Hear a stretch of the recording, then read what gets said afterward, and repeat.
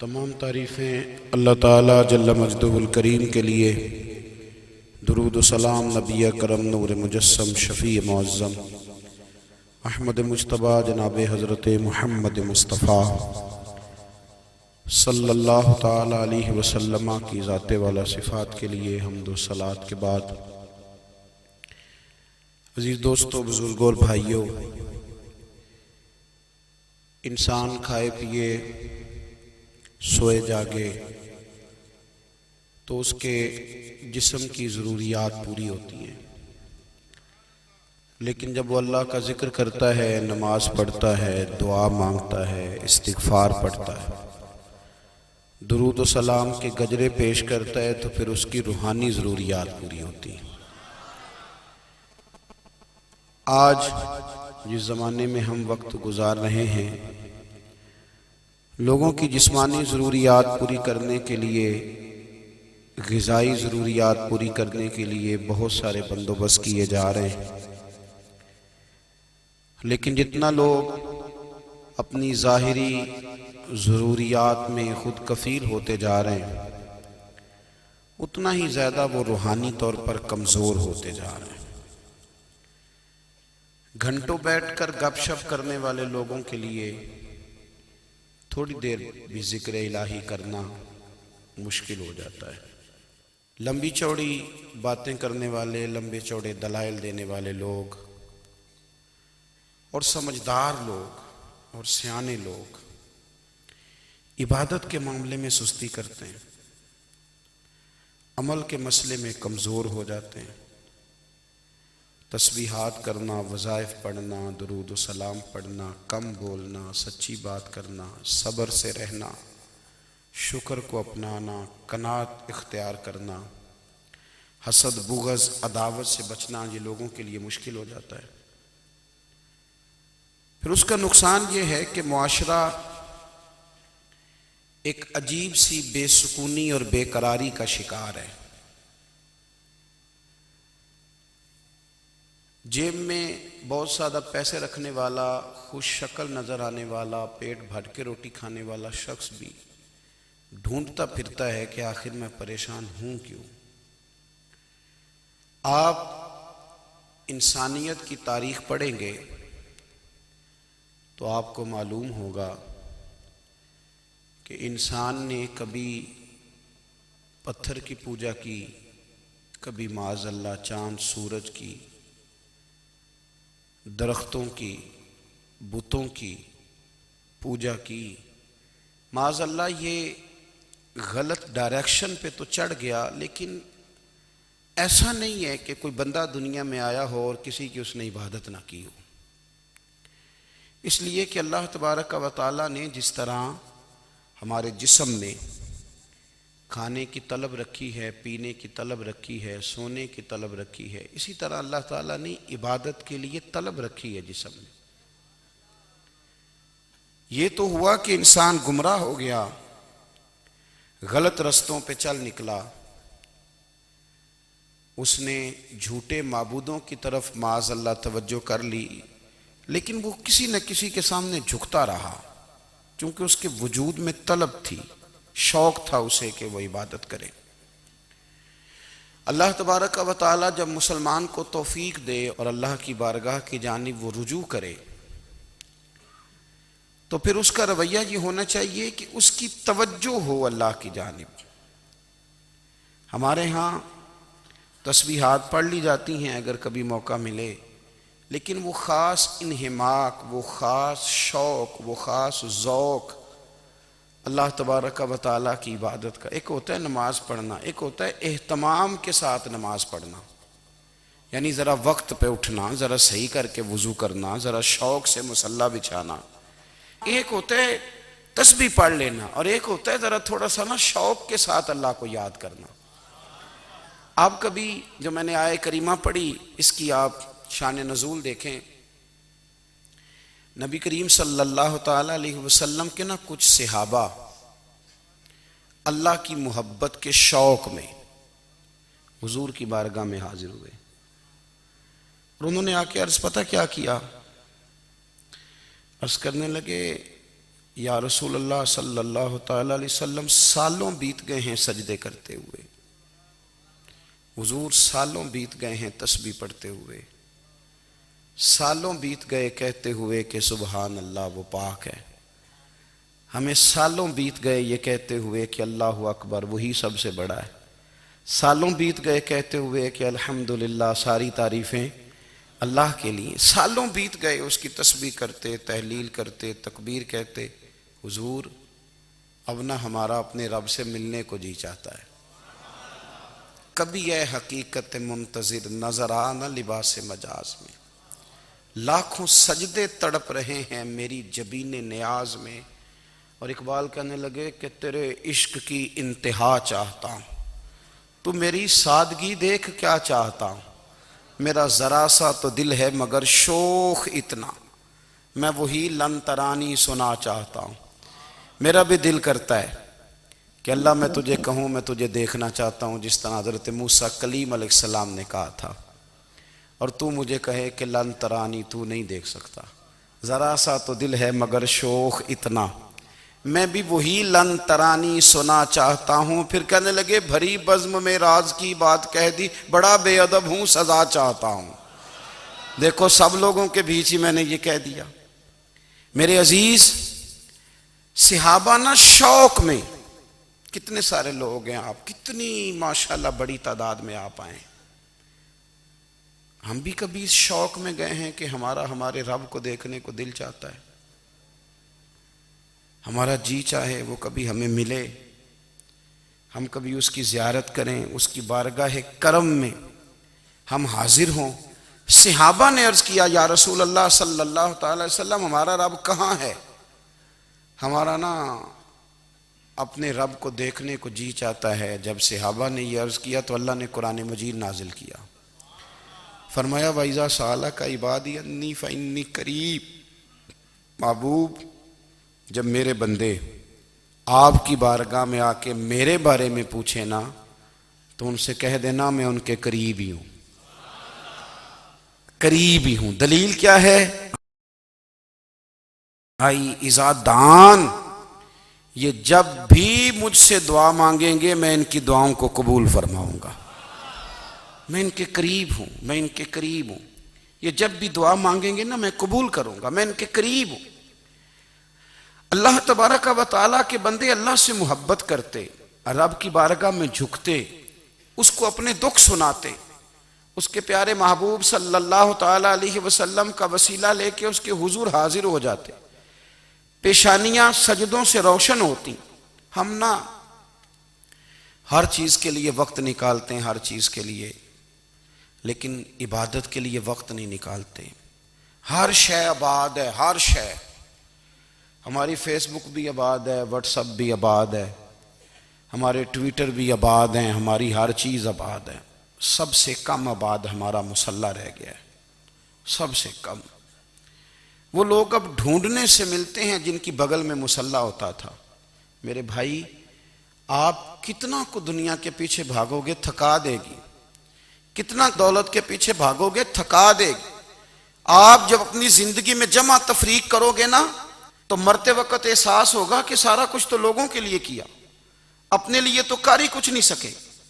اور ہم عبادت کے معاملے میں بہانے بازی بھی کرتے ہیں، ہم کہتے ہیں اوہو رزق کمانا بھی تو عبادت ہی ہے نا، تو میں حلال روزی کے لیے جا رہا ہوں یہ بھی تو عبادت ہے نا۔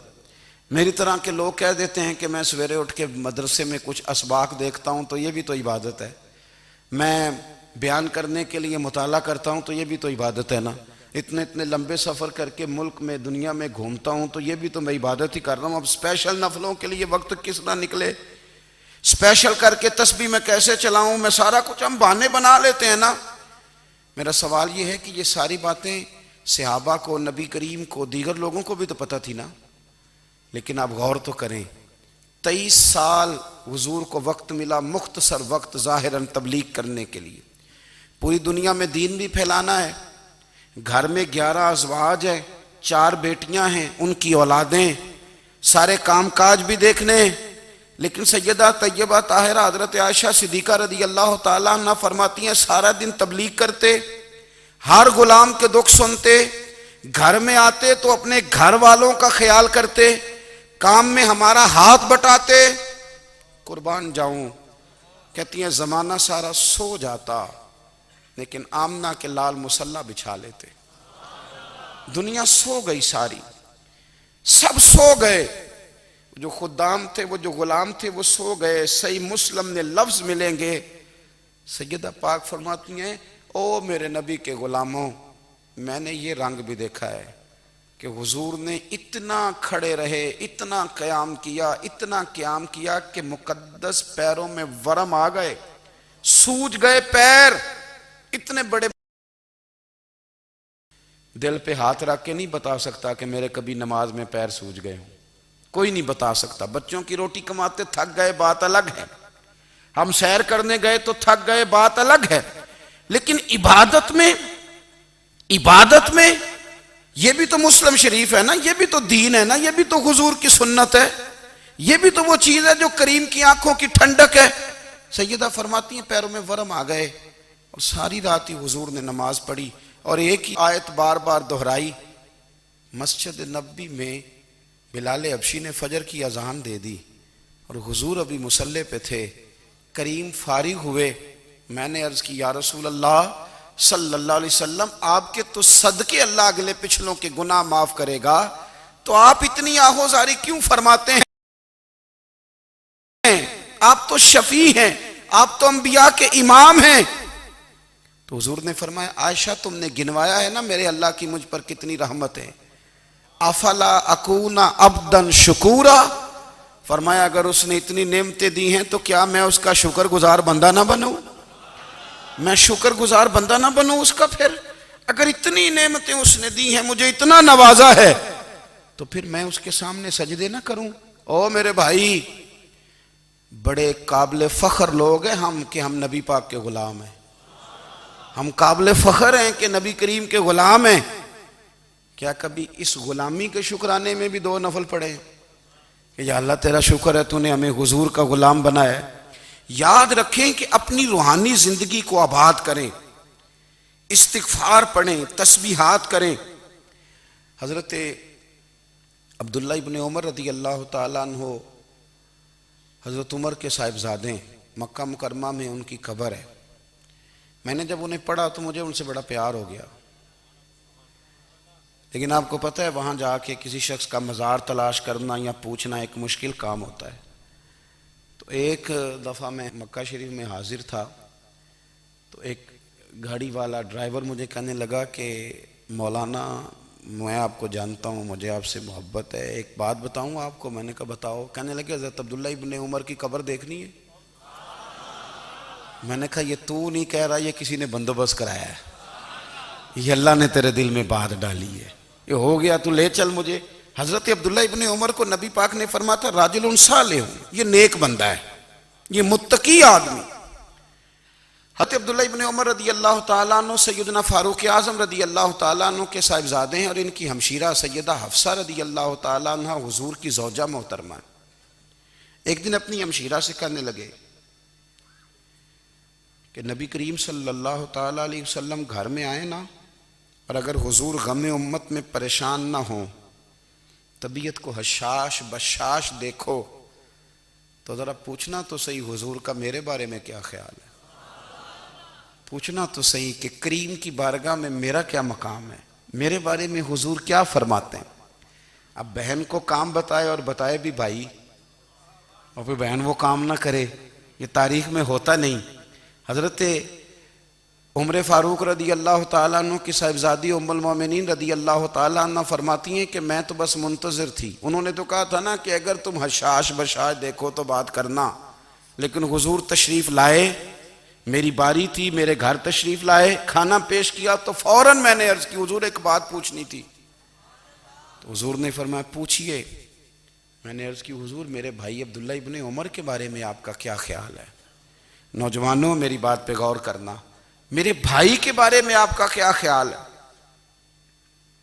تو نبی کریم صلی اللہ تعالیٰ علیہ وآلہ وسلم نے میری طرف دیکھا، اور پھر حضور زیر لب تھوڑا مسکرائے، اور بریلی کے امام کہتے ہیں کہ حضور مسکرا دیتے تھے نا تو جو بڑا دکھی ہوتا تھا وہ بھی ہنس پڑتا تھا۔ اب سوال پیدا ہوتا تھا کہ پھر تو اس مسکراہٹ کے لیے انتظار کرنا پڑتا ہوگا کئی کئی مہینے کہ حضور مسکرائیں تو رونے والے ہنسیں، تو اعلیٰ حضرت فرماتے ہیں نہیں، انتظار نہیں کرنا پڑتا، یہ مسکراتے رہنا تو حضور کی عادت ہے۔ جس کی تسکین سے روتے ہوئے ہنس پڑے اس تبسم کی عادت پہ لاکھوں سلام۔ یعنی یہ تو عادت ہے حضور کی مسکراتے رہنا، اس کے لیے انتظار نہیں کرنا پڑتا۔ بھائیو آپ خیال رکھیں گے، غور کریں گے، حضرت عبداللہ ابن عمر رضی اللہ تعالیٰ عنہ کے بارے میں پوچھا تو سیدہ فرماتی ہیں کہ نبی کریم صلی اللہ تعالیٰ علیہ وسلم نہ زیر لب مسکرائے اور فرمایا حفصہ تیرا بھائی ہے تو اچھا، لیکن میں نے سنا ہے کہ عشاء کی نماز پڑھتا ہے تو فجر تک سویا ہی رہتا ہے۔ او نوجوانوں، 10 بجے تک سونے کی بات نہیں ہوئی، 9 بجے تک سونے کی بات نہیں ہوئی، 11 بجے اٹھنے کی بات نہیں۔ حضور فرمانے لگے میں نے سنا ہے کہ عشاء کی نماز پڑھ کے سو جاتا ہے اور فجر تک سویا ہی رہتا ہے، اسے چاہیے کہ تہجد کے وقت اٹھا کرے، اللہ کی بارگاہ میں حاضر ہوا کرے، آہوزاری کرے، سجدے کرے، عبادت کرے۔ اٹھتا ہے اور فجر میں جا کے اٹھتا ہے۔ حضرت جناب حفصہ رضی اللہ تعالیٰ عنہ کہتی ہے میں نے جناب عبداللہ ابن عمر کو پیغام دیا اور میں نے کہا میرے جوان بھائی سن، نبی پاک نے فرمایا ہے تو اچھا پر تہجد میں نہیں اٹھتا، نفل نہیں پڑھتا۔ او میری ملت کے جوانوں، مزہ نہیں آ جاتا جب ساری دنیا سوئی ہو، ساری دنیا، اور بستر بھی گرم ہو اور نیند بھی پورا غلبہ کر رہی ہو، اور اچانک گھنٹی بجے دماغ میں، آنکھ کھلے، گھڑی پہ نظر پڑے، 3:30 4 بجے کا پیغام گھڑی بتائے، اور کوئی چڑھتی جوانی والا اٹھ کے وضو کرے، اور جب وہ مصلی کھول کے بچھائے تو مدینے والے محبوب کہتے ہیں کہ ہر نماز پہ رب ثواب دیتا ہے، اور جو اٹھ کے تہجد کی نماز پڑھے اسے دیکھ کے تو رب مسکراتا ہے، جو اس کی شان کے لائق ہے، جو اس کی شان کے لائق، وہ مسکراتا ہے، خوش ہوتا ہے کہ میرا بندہ تہجد میں اٹھ گیا، وہ مسکراتا ہے۔ کاش ہماری صبحیں کبھی اپنے مالک کے نام ہو جائیں، کاش کے صبحیں۔ حضرت ابو الحسن رحمۃ اللہ تعالیٰ علیہ حضرت معاذ ابن جبل رضی اللہ تعالیٰ عنہ کے پاس بیٹھا کرتے تھے، فرماتے ہیں ان سے جو پیار بڑھا تو پھر میرا مصلی سے بھی بڑھ گیا۔ تابعی ہیں، فرماتے ہیں صحابی رسول سے محبت ہوئی تو ذکر سے بھی ہو گئی، پھر درود شریف سے بھی ہو گئی، محبت ان سے بڑھی تو پھر اللہ نے مسجد کا پیار بھی بڑھا دیا۔ آپ فرماتے ہیں کہ میری ہر وقت بھی یہ چاہتی تھی کہ بس اللہ اللہ کروں، بس اللہ اللہ کروں، بس نہ میں ذرا تھوڑی جان چھڑاؤں لوگوں سے، کوئی 10 منٹ ملے تو میں کچھ 4 نفل پڑھ لوں، میں تھوڑا سا نہ بچوں لوگوں سے، اور مجھے تسبیح ملے تو میں نہ کچھ 400-500 دفعہ استغفار پڑھوں، سبحان اللہ، الحمدللہ، اللہ اکبر، لا حول ولا قوت الا باللہ، میں نہ تسبیحات پڑھوں۔ فرماتے ہیں کہ بچے تھے گھر میں 6-7، غربت تھی، کام ملتا کوئی نہیں تھا، اور میں کام چور نہیں تھا، کام ڈھونڈتا تھا، پر اللہ کی قدرت کے کام نہیں ملتا تھا۔ فرماتے ہیں کہ میں نے ایک دن اپنی اہلیہ سے کہا کہ آج میں پھر جاتا ہوں کام ڈھونڈنے، تو میری بیوی بڑی فرما بردار تھی، پر اس دن نہ غربت کے ہاتھوں تنگ آ کے کہنے لگی آج نانا کوئی تو چیز لے کے آیا، تو مجھ سے بچوں کی بھوک نہیں دیکھی جاتی، یہ سب روگاں دا روگ محمد جس دا نام غریبی، کنڈ بلا کے لنگ جاندے نہیں دوست یار قریبی، آج نہ کچھ لے کے آیا تو میں بچے لے کے میکے چلی جاؤں گی۔ شیخ فرماتے ہیں کہ میں بڑا پریشان گھر سے نکلا، پر میں نے صبح سے لے کے زور تک کام ڈھونڈا، کام ملا کوئی نہیں، تو میرے دل میں خیال آیا چلو کام نہیں ملتا تو اللہ اللہ تو کرے نا، چلو بندوں کی مزدوری نہیں ملتی تو رب کریم کی عبادت ہی کرتے ہیں۔ فرماتے ہیں کہ میں نے نا فرات کے پانی سے وضو کیا، نہر کے، شدید دھوپ تھی، ساتھ ریت تھی اور ریت تپ رہی تھی، میں نے اپنا رومال وہیں مصلی کے طور پر بچھا لیا، اور فرماتے ہیں کہ زور سے لے کر عصر تک نماز پڑھی، دھوپ بھی پورے زور پہ، پر میرے سجدے کا ذوق بھی پورے زور پہ۔ فرماتے ہیں سورج بھی چمک رہا ہے اور رب کی عبادت کا ذوق بھی پورے زور پہ، میں سجدہ کروں تو پھر میرا اٹھانے کو جی نہ چاہے، میرے استاد لکھا کرتے تھے، یہ ان کا شعر ہے، وہ کہا کرتے تھے مجھے سوز دے، مجھے ساز دے، اور مجھے نیم شب کا نیاز دے، دم سجدہ خود کو میں توڑ دوں، مجھے ایسا ذوق نماز دے۔ اور میں تیری بہار کا پھول ہوں، میں کھلا بھی ہوں تو تیرے لیے، مجھے میری شاخ سے توڑ لے، مجھے اپنی زلف کا ناز دے۔ بھائی فرماتے ہیں کہ عصر تک میں نے نفل پڑھے، دل ڈھلنے لگا، عصر کی نماز پڑھی اور میں وہاں سے چلا۔ اب میں جب نکلنے لگا تو دل میں خیال آیا کہ چھوٹی چھوٹی دیواریں ہیں گھر کی، بغیر کچھ لیے جاؤں گا تو بیوی دور سے دیکھے گی تو شور کرے گی کہ پھر خالی ہاتھ آ گیا ہے۔ کہتے میں نے اپنی اسی رومال میں جس پہ میں نے نماز پڑھی تھی نا، رومال میں کی آخی دے پنجابی صافہ کہتے ہیں، اسی میں نا میں نے کچھ ریت بھر لی کہ وہ دور سے دیکھے گی تو سمجھے گی کچھ لے کے آیا ہے، چلو جا کے اسے بتا دوں گا کہ آج پھر مزدوری نہیں ملی۔ کہتے ہیں وہ ریت لے کر جب میں گھر میں گیا تو پہلے بیوی دروازے پہ کھڑی ہوتی تھی، پوچھتی تھی خالی ہاتھ آ گئے ہو؟ آج میں نے دیکھا تو ہے ہی کوئی نہیں۔ فرماتے ہیں میں اندر داخل ہوا، سلام لیے، کونے میں میں نے وہ رومال رکھ دیا اور میں نے آواز دی کہ بھلی مانس کہاں ہو؟ تو وہ کہنے لگی آپ منہ ہاتھ دھو لیں، میں روٹی لے کے آئی۔ میں نے کہا روٹی کہاں سے آ گئی؟ یہاں تو کئی دنوں کے فاقے، تو کئی دنوں کی غربت ہے، یہاں تو اس گھر میں تو فقیری ہے۔ فرماتے ہیں کہ وہ روٹی لے کے آئی اور اس وقت کی جو موجودہ نعمتیں تھیں، سمجھ لیں سلاد، اچار، ہر چیز ساتھ لائی۔ میں نے کہا کہ بچے کہاں گئے؟ کہنے لگی وہ کھانا کھا کے کھیلنے گئے، آپ کھانا کھا لیں آ جاتے۔ کھانا اس نے چن دیا۔ میں نے حیرت انگیز لہجے میں ساری نعمتیں اپنے دسترخوان پہ دیکھ کر کے بیوی سے پوچھا یہ کہاں سے آیا کھانا؟ بچوں کو تو نے کہاں سے کھانا کھلایا؟ یہ سارا کچھ کیسا ہے؟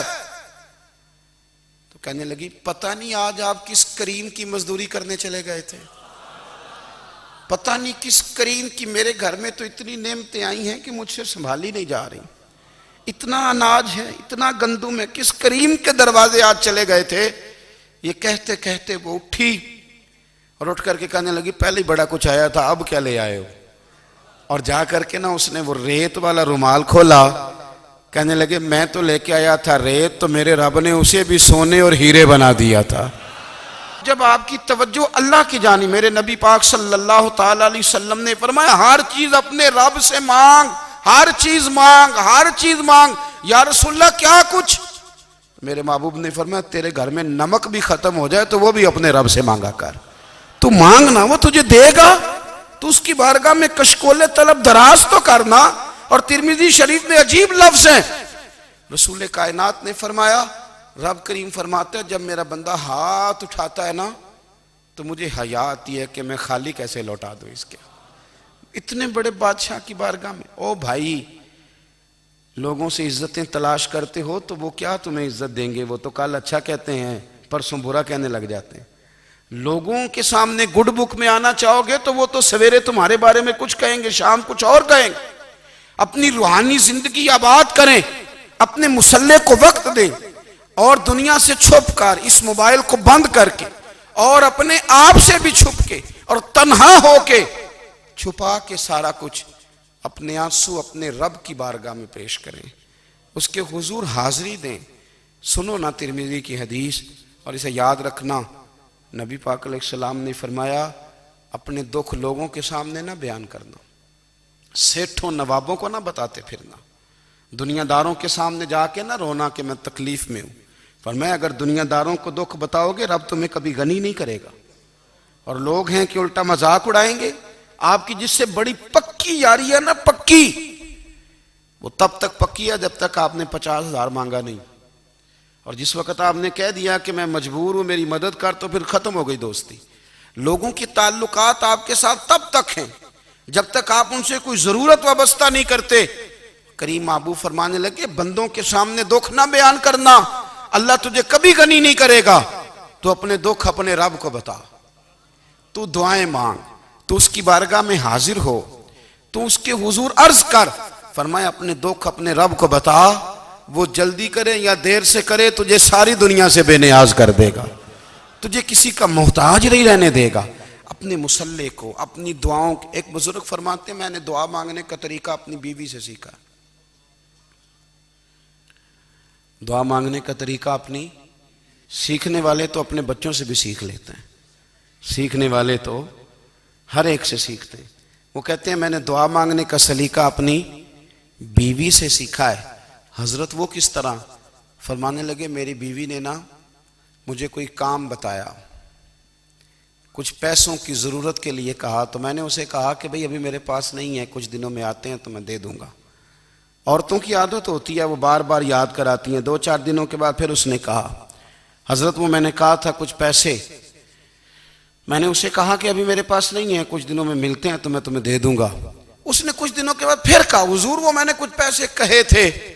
فرماتے میں نے ڈانٹ دیا، میں نے کہا کہ کیا تو روز مجھے شرمندہ کرتی ہے، کہا نا میرے پاس نہیں ہے، ہوں گے تو دے دوں گا، تو روز یاد کراتی ہے.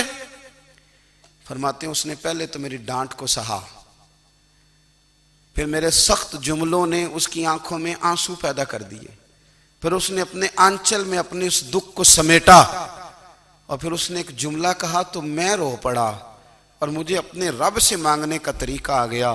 مجھے کہنے لگی حضرت جی آپ نے ڈانٹ دیا میں نے سہ لیا، پر آپ ہی میرے شوہر ہیں، بتائیں نا آپ سے نہ کہوں تو میں کس سے جا کے کہوں.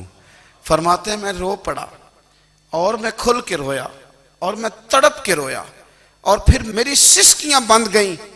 تو مجھے کہنے لگی آپ کو کیا ہوا؟ میں نے کہا مجھے بھی دعا مانگنی آ گئی ہے. جب میں اسے کہوں گا نا اللہ تو ہی میرا رب ہے، میں تجھ سے نہ کہوں تو میں کس سے جا کے کہوں؟ میں کیوں کسی بندے سے سوال کروں؟ میں کیوں کسی دنیا دار سے کہوں؟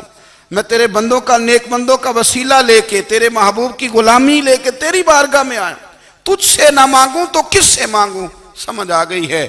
جب میں اس رنگ میں مانگوں گا تو پھر رب میرے اوپر بڑا ہی فضل فرمائے گا، وہ میرے اوپر بڑی رحمت کرے گا، وہ میرے لیے آسانیاں کرے. عزیز دوستو ہم اس طرح کرنے لگ گئے ہیں کہ ہم نے نا اپنے تعلقات پر اعتماد کرنا شروع کر دیا ہے. میرے تعلقات بہت ہیں. ہم نے اپنی دولت پر اعتماد کرنا شروع کر دیا ہے، میرے پاس دولت بہت ہے. ہم نے اپنے علم پر، اپنی شہرت پر اعتماد کرنا شروع کر دیا ہے کہ میرے پاس فلاں چیز بہت ہے. یاد رکھنا جب بے نیاز اپنی صفت بے نیازی دکھاتا ہے تو بڑی بڑی دولتوں والے مجبور نظر آتے ہیں. بھائیو جب انسان کا رشتہ اپنے مالک کے ساتھ ہوتا ہے پھر تو غم بھی کچھ نہیں کہتے، پریشانیاں بھی کچھ نہیں کہتی، پھر تو زندگی صبر والی، پھر تو زندگی توکل والی، پھر تو زندگی بھروسے والی. پھر انسان اپنے آپ کو رسوا نہیں کرتا، دنیا داروں سے امیدیں اس کی ختم ہو جاتی، امیدیں اللہ رسول سے لگا لیتا ہے، مضبوط ہو جاتا ہے، مضبوط، طاقتور ہو جاتا ہے، خوددار ہو جاتا ہے، باوقار باعزت ہو جاتا ہے. حضرت بہلول دانا رحمت اللہ علیہ بیٹھے تھے تو ہارون رشید حج کر کے آ رہا تھا، تو رستے میں حضرت شیخ سے ملاقات ہو گئی تو السلام علیکم کے بعد کہنے لگا حضور کوئی حکم ہو تو بتائیے گا. تو حضرت بہلول دانا فرمانے لگے تیرا رب کون ہے؟ اس نے کہا اللہ. تو فرمایا میرا کون ہے؟ کہا اللہ. فرمانے لگے تو بڑا ہی بیوقوف ہے، کیا تو یہ سمجھتا ہے کہ رب ہارون رشید کو تو دے گا اور بہلول دانا کو بھول جائے گا؟ تیرا بھی وہی رب ہے، میرا بھی وہی رب ہے. اس نے اگر تجھے دے کے آزمایا ہے تو ہو سکتا ہے مجھے نہ دے کے آزما رہا ہو. جب اس کی حکمت کے تقاضے ہوں گے تو عطا کرے گا اور دے گا. تو جا اپنا کام کر. بھائی اپنی روحانی زندگی، اپنی عبادات، اپنے وظائف، اپنے روزمرہ کے معاملات، اپنی دعائیں، اپنا استغفار. دیکھو کوئی مشکل کام تو نہیں، 2 رکوع ہیں سورہ واقعہ کے اگر رات کو پڑھ لی جائے تو. میں کس طرح یہ بات بیان کروں کہ تعویذ بانٹنا آسان ہے اور وظیفہ بتانا مشکل ہے. سارا دن تعویذ بانٹیں تو لوگ لینے کو تیار ہیں، اور اگر آپ وظیفہ بتائیں تو کہتے ہیں تو مشکل کام ہے. او خدا کے بندے، اگر آپ کا تعلق قرآن پاک کے ساتھ مضبوط ہو، قرآن پاک کے ساتھ اگر آپ کا رشتہ ہو، لوگ سفارشیں ڈھونڈتے ہیں نا دنیا میں، کوئی تعلق مل جائے تو میرا کام ہو جائے. دنیا میں اتنا مشکل معاملہ ہے، آخرت میں مجھے بتائیے گا کتنا مشکل معاملہ ہوگا. میرے نبی پاک صلی اللہ تعالیٰ علیہ وسلم نے فرمایا جو لوگ سورہ ملک پڑھا کرتے تھے نا، سورہ ملک، یہ سورت ملک قیامت میں ان کی سفارش کرے گی. اور اس طرح کرے گی کہ کہے گی اے اللہ یہاں اس بندے کو جنت میں داخل کر دے یا مجھے قرآن پاک سے علیحدہ کر دے، تو رب فرمائے گا جا اس کا دامن تھام کے اسے جنت تک پہنچایا۔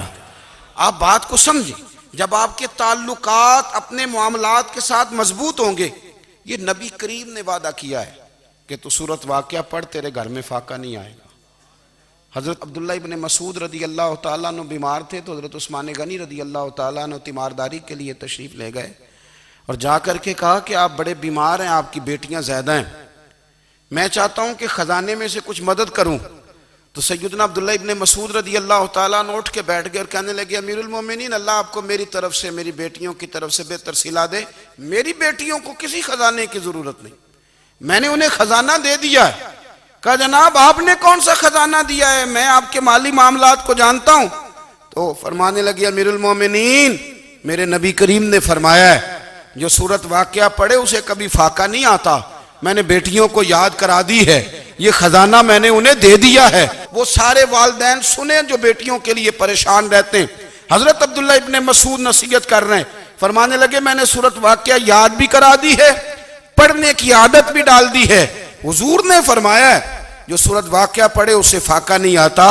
کہنے لگے چاند تو اپنی جگہ چھوڑ سکتا ہے، سورج گر سکتا ہے، تارے ٹوٹ سکتے ہیں، پر مدینے والے رسول کی بات غلط نہیں ہو سکتی۔ حضور نے فرمایا فاقہ نہیں آئے گا تو انشاءاللہ کبھی بھی نہیں آئے گا۔ کرنے کا کام یہ ہے کہ ہم اپنے معاملات، اپنی عبادات، اپنی دعائیں کبھی 10 منٹ عادت ہو جائے نا دعا مانگنے کی علیحدہ سے رات کو۔ حضور نے فرمایا جو فرض نماز کے بعد دعا مانگے اللہ اس کی قبول کر لیتا ہے۔ نبی پاک صلی اللہ تعالیٰ علیہ وسلم نے فرمایا اللہ مسافر کی دعا قبول فرماتا ہے۔ حضور نے فرمایا اللہ مظلوم کی دعا قبول فرماتا ہے۔ حضور نے فرمایا بیمار سے دعا کراؤ اللہ اس کی دعا قبول فرماتا ہے۔ میرے نبی پاک نے فرمایا ماں باپ جب بھی اولاد کے لیے ہاتھ اٹھائیں، ویسے تے بلے شاہ تو آسمانی اڈدیاں ہی پھڑ دیں، جڑا گھر بیٹھا انہوں بڑھیا ہی نہیں۔ حضور فرمانے لگے ماں باپ جب بھی اولاد کے لیے دعا فرمائیں اللہ ان کی دعا کو قبول کرتا ہے۔ آپ اپنا تعلق بنائیں، دعا کے ساتھ، عبادت کے ساتھ، مصلی کے ساتھ رشتہ بنائیں، استغفار پڑھیں۔ صلاح الدین ایوبی صلیبی جنگوں میں تھے، رات کو مسجد اقصیٰ میں نماز پڑھی تو پریشان تھے۔ ایک بزرگ سے ملاقات ہوئی تو وہ کہنے لگے کہ آپ بڑے پریشان ہیں۔ کہنے لگے حضور پریشان اس لیے ہوں کہ پہلے ہی مسلمان کمزور ہے، اب میں نے سنا ہے دشمن کا ایک بحری بیڑا وہ جنگی سامان سے بھرا ہوا آ رہا ہے، تو اب ان کے پاس اور تلواریں اور نیزے آ جائیں گے، مسلمانوں کے پاس پہلے ہی وسائل کی کمی ہے، پریشان ہوں کس طرح کر کے مقابلہ کریں گے۔ یہ بات کہتے ہی صلاح الدین ایوبی نے بزرگوں سے کہا حضور آپ بھی دعا کرنا، دعا کی بڑی طاقت ہے۔ میرے نبی پاک نے فرمایا دعا مومن کا ہتھیار ہے، دعا مومن کا۔ حضور نے فرمایا تقدیر کو سوائے دعا کے کوئی چیز نہیں بدل سکتی، دعا مومن کا ہتھیار ہے، یہ کافر کے پاس کوئی نہیں، یہ ہتھیار ہے مومن کا۔ اللہ کرے آپ کو سمجھ آئے، پھر سنیں کئی بار کہہ چکا ہوں یہ ہتھیار ہے۔ کافر کے مقابلے میں جو تیرے پاس سب سے بڑا ہتھیار ہے وہ دعا ہے۔ دعائیں کرانی چھوڑ دی، کرنی چھوڑ دی، لینی چھوڑ دی۔ حضرت سیدنا انس بن مالک رضی اللہ تعالیٰ عنہ فرمایا کرتے تھے میں نے وہ رنگ دیکھا ہے جب حضور دعا مانگتے تھے اور حضور کی مقدس آنکھوں میں آنسو بھی ساتھ ہی بہا کرتے تھے، میں نے وہ انداز دیکھا ہے۔ تو صلاح الدین ایوبی بزرگ سے کہنے لگے آپ بھی دعا کیجیے، اور خود رونے لگے اور سر سجدے میں رکھ کے رونے لگے، اور عشاء سے لے کر فجر تک روئے، خوب روئے۔ صبح وہ بزرگ آئے تو صلاح الدین ایوبی کا خوبصورت اور ہنستا ہوا چہرہ دیکھا، کہنے لگے آپ بڑے خوش ہیں، رات تو میں نے بڑے روتے ہوئے دیکھا تھا۔ تو کہنے لگے حضور وہ جو بحری بیڑا آ رہا تھا نا وہ پانی میں ڈوب گیا ہے، اب وہ نہیں آ رہا، ابھی خبر آئی ہے تو میں بڑا خوش ہوں۔ بزرگ کہنے لگے اٹھ سینے سے لگ، اور سن ایک بات، وہ بحری بیڑا پانی میں نہیں ڈوبا، وہ تیرے آنسوؤں میں ڈوب گیا ہے۔ وہ جو تو رات رویا ہے نا رب کریم کی بارگاہ میں تو وہ ڈوب گیا ہے۔ بھائی اپنا مصلی کا، عبادت کا، وظائف کا، اللہ اللہ کا سلسلہ اس کو مضبوط کریں، اپنی دعاؤں کے تعلق کو مضبوط کریں۔ دعائیں بڑے انقلاب برپا کر دیتی ہیں۔ ہم تھوڑے تھوڑے نا جب سے خشک ہوئے ہیں نا، خشک، اور میری تو جماعت ہی صوفیاء کی جماعت تھی، ہم تو داتا علی اجمیری کی جماعت سے، ہم تو خواجہ اجمیری کی جماعت سے، ہم تو شیخ احمد فاروق سرہندی کی جماعت سے، ہم تو صوفیاء کی جماعت۔ ہماری جماعت نے بھی وہ تعلق جو ہمارے بزرگوں نے بنایا تھا۔ بزرگ اللہ کے قریب کیسے جاتا ہے؟ ہمارے یہاں نا بہت سارے لوگ کہتے ہیں جی نظر ہو گئی تو کام ہو گیا۔ بھئی جو بخاری مسلم میں طریقہ ہے نا اللہ کا قرب پانے کا، وہ تو نفل ہے۔ نبی کریم علیہ السلام نے فرمایا بندہ نفلوں کے ذریعے رب کے قریب جاتا ہے، اور اتنا قریب جاتا ہے کہ پھر اللہ اس کی زبان بن جاتا ہے، اللہ اس کی آنکھیں بن جاتا ہے، کان بن جاتا ہے، ہاتھ اور پیر بن جاتا ہے۔ تو یہ تو عبادت ہے، یہ تو اللہ کی بارگاہ کی حاضری ہے جو آپ کو اللہ کے قریب کرے گی۔ تو اپنے نماز کو اہمیت دے کے ادا کریں، نمازیں موبائل بند کر کے ادا کریں۔ لیکن نا کچھ لوگ کہتے ہیں مجھے ٹائم نہیں ملتا نماز کا، تو میں کہتا ہوں یہ آپ نے بڑی جرت کی بات کی ہے۔ مجھے کو میرا پیر بھائی کہہ دینا میرے پاس ٹائم نہیں آپ کو ملنے کا، تو میں کہتا ہوں آج کے بعد آنا ہی نہ۔ تو کیا سمجھتا ہے، تو وہ بڑا آدمی ہے، تیرے پاس ٹائم نہیں ہے اور ہمیں ملنے کا ٹائم، موج کر۔ تو آپ نے اللہ رسول کو کہہ دیا ٹائم نہیں۔ اور عجیب فلسفہ ہے نا، کہا جائے نماز پڑھنے آؤ تو کہتے ہیں کپڑے ٹھیک نہیں، اور کہا جائے کہ آؤ ذرا دعوت پہ چلیں تو کہتے ہیں 1 منٹ ٹھہر میں کپڑے بدل کے آیا۔ نماز کے لیے کہا تو کہتا ٹھیک نہیں، دعوت کے لیے کہا تو کہتا میں ذرا تیاری کر لوں، یوں جانا مناسب نہیں۔